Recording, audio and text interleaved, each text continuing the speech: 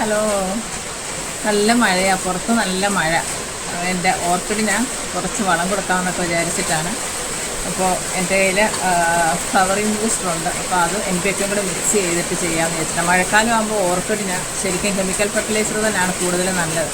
അപ്പോൾ നമുക്ക് വീഡിയോയിലേക്ക് പോവാം. ഇപ്പോൾ ഞാൻ വളരെ ഹാപ്പിയാണ് കേട്ടോ. എൻ്റെ ഓർക്കിഡുകളൊക്കെ പൂക്കാൻ തുടങ്ങി, ഹെൽത്തി ആയിട്ട് വരാൻ തുടങ്ങി. ഇപ്പോൾ ഞാൻ നേരത്തെ ഉള്ള വീഡിയോയിൽ ഞാൻ പറഞ്ഞിരുന്നു, ഞാൻ കുറച്ച് മാസങ്ങളൊക്കെ ആയിട്ട് ഇവിടെയൊക്കെ ഇങ്ങനെ ഇല്ലാതിരുന്നത് കൊണ്ട് എനിക്ക് കാര്യമായിട്ട് അതിനെയൊന്നും കെയർ ചെയ്യാൻ പറ്റിയിട്ടില്ല. അപ്പോൾ വന്നു കഴിഞ്ഞിട്ട് ഞാൻ വളപ്രയോഗമൊക്കെ നടത്തിയിട്ട് ഓർക്കിഡിലെ എല്ലാ ചട്ടികളിലും, മിക്കവാറുമുള്ള എല്ലാ ചട്ടികളിലും പൂക്കളൊക്കെ വരാൻ തുടങ്ങി. അപ്പോൾ ഞാൻ വളരെ ഹാപ്പിയാണ്. അപ്പോൾ ഇന്ന് ഞാൻ കൊടുക്കുന്ന വളവും ഒരു ഫ്ലവർ ബൂസ്റ്ററാണ്. അപ്പോൾ അതിൻ്റെ കൂടെ ഞാൻ NPK 19 വളർച്ചയ്ക്കുള്ളത് അതുകൂടി ഞാൻ കൊടുക്കുന്നുണ്ട്. അപ്പോൾ അതിൻ്റെ അളവ് അത് എങ്ങനെയാണ് ഞാൻ ചെയ്യുന്നത് എന്നുള്ളതാണ് ഇന്നത്തെ വീഡിയോയിൽ. ഇപ്പോൾ എനിക്ക് വലിയൊരു സന്തോഷമാണ് കേട്ടോ.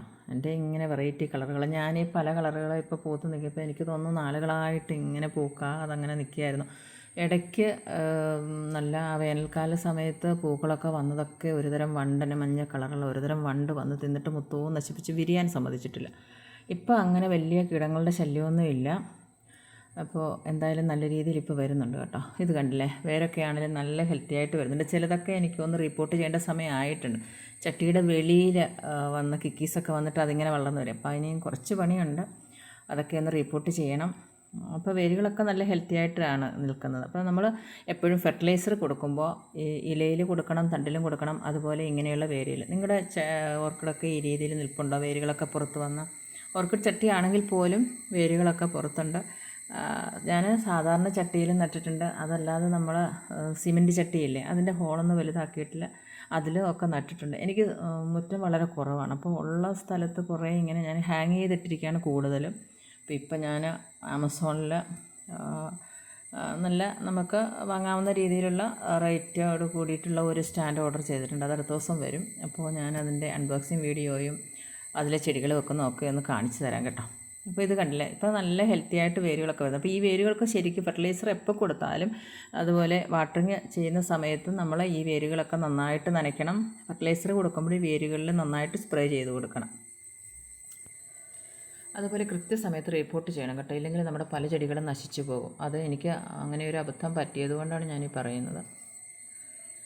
ഇതാണ് നമ്മുടെ ഫ്ലവർ ബൂസ്റ്റർ. ഇത് ഞാൻ ആമസോണിൽ നിന്ന് വാങ്ങിയതാണ്. ഇത് ഏതാണ്ട് 2 ലിറ്റർ അല്ലെങ്കിൽ 2 ml അല്ലെങ്കിൽ 3 ml ആണ് 1 ലിറ്റർ വെള്ളത്തിൽ പറഞ്ഞിരിക്കുന്നത്. അതിൻ്റെ കൂടെ ഞാൻ NPK 19 കൂടി ചേർത്തിട്ടുണ്ട്. ഒരു 2-3 ചട്ടിയിൽ ചെറിയ ചെടികളുണ്ട്. പിന്നെ ഞാൻ എപ്പോഴും ചെയ്യുമ്പോൾ ഫ്ലവറിങ്ങിനുള്ളതും വളർച്ചയ്ക്കുള്ളതും കൂടി മിക്സ് ചെയ്തിട്ട് അങ്ങനെയൊന്ന് ചെയ്ത് കൊടുക്കുക കേട്ടോ. അങ്ങനെയാണ് എനിക്ക് ഒന്നുകൂടി നല്ല രീതിയിൽ നല്ല ഹെൽത്തി ആയിട്ട് ചെടികൾ വളരുന്നത് ഞാൻ കാണുന്നത്. അപ്പോൾ ഇതൊരു ലിക്വിഡാണ്. അപ്പോൾ ഞാൻ ചെടികൾ കൂടുതലുള്ളത് കൊണ്ട് മൊത്തം ഫ്ലവർ ബൂസ്റ്റർ ഒരു 30 ml എടുത്തിട്ടുണ്ട്. അതിനൊരു 10 ലിറ്റർ വെള്ളം എടുത്തിട്ടുണ്ട്. പിന്നെ NPK കൂടി ചേർത്തത് കൊണ്ട് ഞാനൊരു 2 ലിറ്റർ വെള്ളം കൂടി അധികത്തിൽ എടുത്തിട്ടുണ്ട്.